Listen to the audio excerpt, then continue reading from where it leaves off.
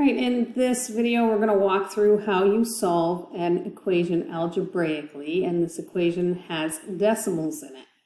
So again, to solve an equation algebraically basically means that you need to show inverse or opposite operations on both sides of your equal sign. So I will walk you through what that should look like when you're solving.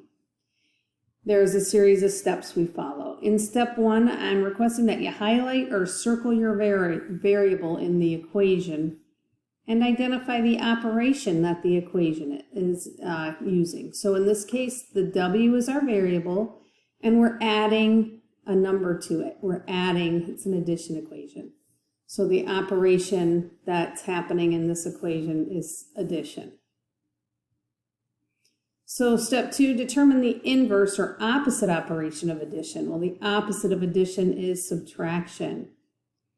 And we need to show subtraction, the opposite operation, on both sides of our equal sign. So I'm going to put a minus and a minus on both sides. And to help separate both sides of the equal sign, we'll put a line down the equal sign.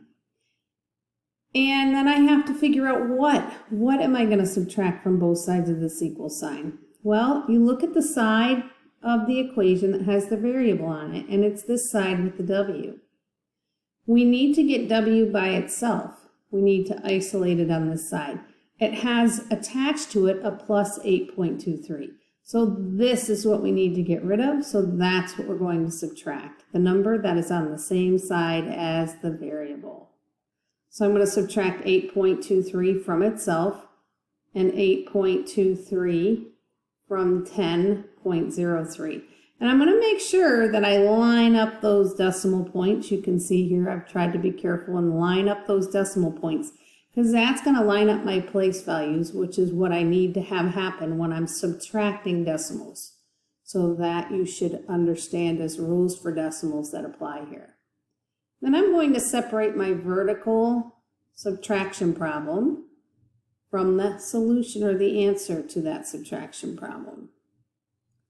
All right, so we determined the inverse operation. We decided we better subtract 8.23 from both sides of our equation. And now we need to simplify this subtraction that we wrote down. We got to do the math. On this side of the equation, it's 8.23, and we're taking 8.23 away from itself. So these cancel. You get 0.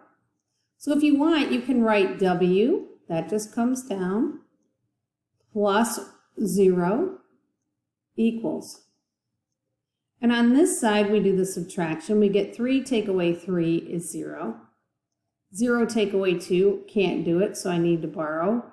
The 0 can't borrow from a 0, so I come over to one more to the tens place. I take from here, I get my 1 becomes a 0, my 0 becomes a 10, but I'm borrowing from it, so I make it a 9, and this 0 becomes 10. 10 take away 2 is 8. 9 take away 8 is 1. And 0 take away, there's nothing there, is 0. And I'm going to bring that decimal down. Now I'm just going to simplify this next step up as well. Any number plus 0 is just that number back. Adding 0 to a number doesn't change it. So W plus 0 is just W. That's simpler. And then 0.01.80 is just 1.8. The 0 in front holds no value to the number, and the 0 at the end also doesn't change the value of the number, so we can dump those zeros off. We get 1.8.